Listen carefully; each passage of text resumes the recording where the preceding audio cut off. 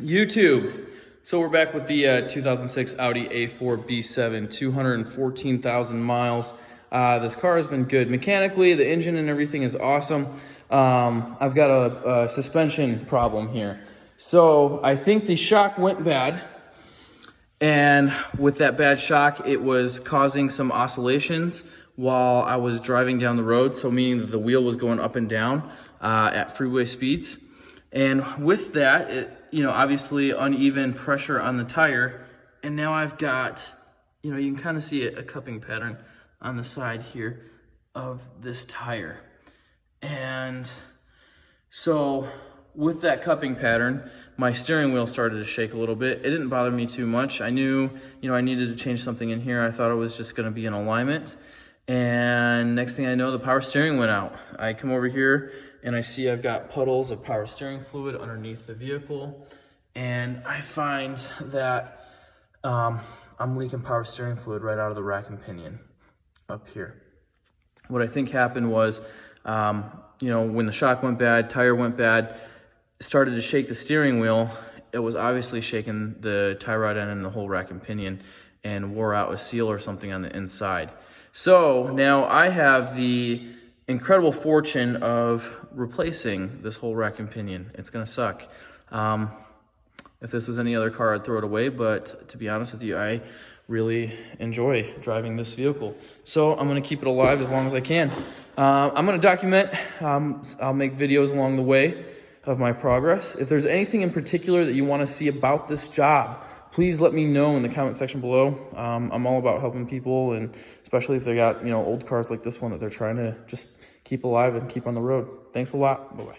All right, so here I am a whole day later with this power steering rack removal. I was also doing the shocks with this car, so I pulled the strut out and everything. This is my old rack here. This is the driver's side. This is where the crap was leaking and everything. This kind of sucked to get out.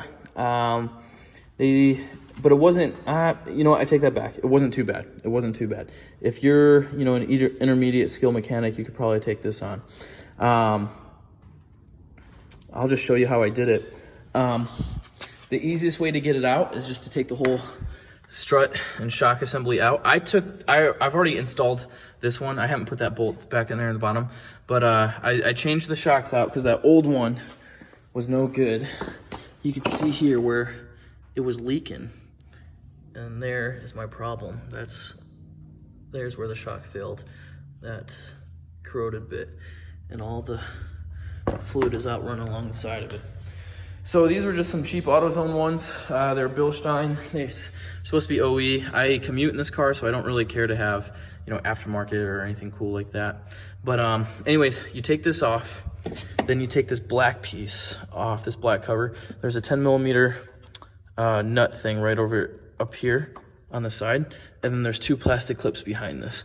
If you take this whole strut out, it's super easy to get that cover out, and then it's very easy to pull the whole rack and pinion out.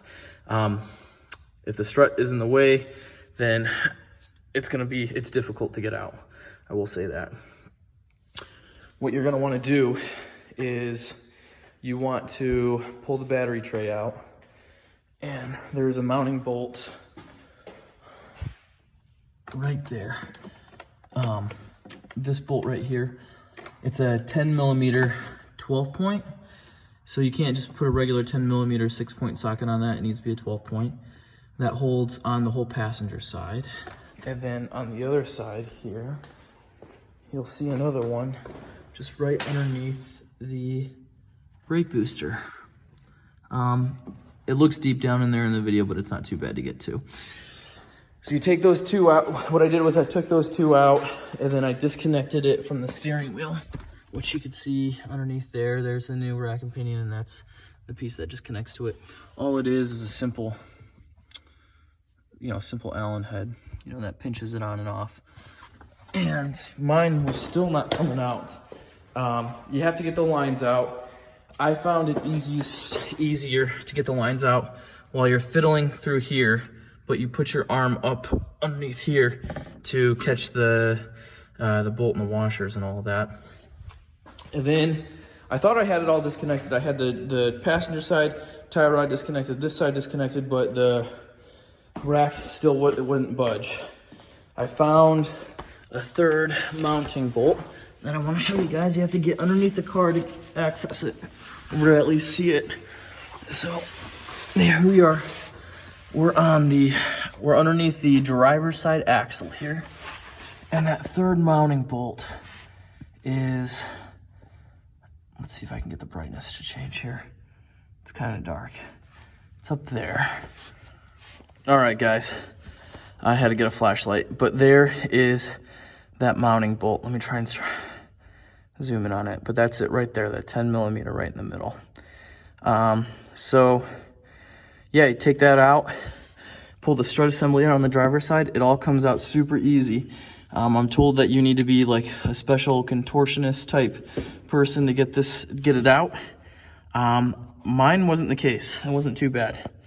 I will say with this new one, the pink stuff that you're seeing is just the, I don't know, the assembly lube that they used when they remanned this.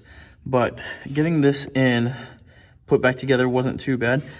I had a hard time with this power steering line here, this bolt right there. Reason being is this line was actually touching this, so I wasn't able to get a wrench on it. So I was yelling and cussing from the driver's side wheel well, only because I couldn't see behind there.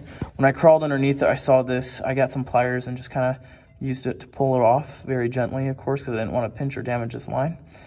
Just enough so that I can get a wrench on there and snug this up. So let's get the car together. Hopefully my power steering pump is still good, and I'll be able to run it down the road. I originally wanted to do this job and change the shocks all at the same time. The driver's side was all right. This passenger side, though, I cannot get this bolt out to save my life. You can see here where I've tried to strike this with a hammer, and I still can't get it. So if you have any comments or any tips on how to get this out, that'd be much appreciated. I got my impact gun on it.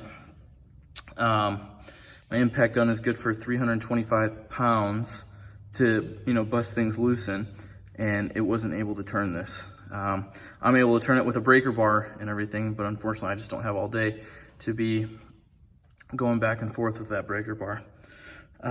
Anyways, I hope this video helps you. It gives you some insight to this job. All in all, it sucked, and I would be very hesitant to do it again. I'm doing it because this car is worth it to me. If your vehicle is worth it to you, then, and you're an intermediate skill mechanic or a weekend warrior, then I would recommend just doing it, fixing your car and keeping it going. Anyways, if you want to see more, please leave it for me in the comments below. I forgot to mention here, the rack and pinion that I got didn't include a servo, so I had to pull mine off. It's just two, I don't know, it's not Torx, maybe it is a Torx. Bolts that get on there, they weren't on super tight, and then it just pops off. It's just a rubber O-ring that holds it in place. So you'll need that to and put it on the new one when if you decide to do this job yourself. Good luck to you guys. Okay, YouTube, so finally got the new rack and pinion in. That was a bear. Also got the shock in over there as well, on both sides. This job, doing the rack and pinion and the shocks, I mean, I don't want to say it wasn't as bad as I thought it was, but I ran into a lot of problems. So this side, the driver's side, went okay. Getting that shock out and everything, it wasn't too bad. Getting it's just that bolt there at the bottom, and then these three mounting, and there's one in back there to get that out. I found it is easier to just remove the dang shock and spring assembly. I found it easier to just take the whole thing out when pulling the rack and pinion. you know, it saved me, you know, a lot of headaches trying to bend and twist and get that the rack and pinion out when it could have just came out that way, and it did, and it wasn't too bad. It wasn't too bad. That brake line looks a little wet, which has me kind of concerned. This bolt right here freaking sucks. You can see where I've been banging. I was banging on this, you know, to get it out on this side, which it did. And then I had to get a gear puller, and I put it in here. That pushed this joint up through, and I got one for that side as well. That did the job. On the other side, I've already got the wheel on. And to be honest with you, I don't know what I'm going to do about this yet, but this bolt I wasn't able to get out. You know, I put the impact gun on it. I got a bigger impact gun and put it on it, and it just stayed there, it wouldn't budge. So I got a breaker bar, and I started cranking away at it, and as you can see, it's slightly bent. So I said, forget it. And so what I did instead is I just took the bolt off up there, and still was able to bring, then folded these arms down out of the way, and was still able to bring the shock and strut out like the other side. But then when I put this back on, I thought I could tighten it and I'll just pull this bolt back in. I was wrong. It's broke somewhere in there, because I can turn this, and this bolt is, the top here isn't moving. And then when you look in here, you can see that it's spinning, so it's broke somewhere in there. I'll probably just take it to the dealership. It's not, I mean, if it falls off while I'm driving, I mean, that'd be kind of scary, and that'd suck. But to be honest, I think I'd be kind of excited, because then I can, you know, just get the parts and fix it back up right. So anyways, I'm just getting the car ready now to take to the tire shop tomorrow. I wanted to show this tire. It does not ride smooth. And you can see, let me pull this chair off. You can see where it's cupped as I roll it through. It doesn't even want to roll straight. But let's see if I can't find a good angle. There, you can kind of see on the right side is a little lower than the left side. And it's how it changes as we go along here. There, now it's higher than... Anyways, this tire is jacked up. You can kind of see the cupping pattern here on the angle. Yeah, you can see it much better now than you can on the top. So anyways, I'm gonna put this tire back on and just kind of roll very carefully and slowly to the tire shop tomorrow. I'm gonna get all 4 new tires on this car, and then get it aligned, and hopefully I won't have no problems after that. This job sucked, to say the least. It took me, I work a pretty demanding full-time job, and it took me probably half the day on Saturday, half the day on Sunday, and then an hour last night, and then just 10 or 15 minutes tonight, mostly cleaning up after myself in here to get this job done. I don't know what the shop would charge. I'm kind of afraid, just knowing all the trouble that I had to work through, what they would charge me.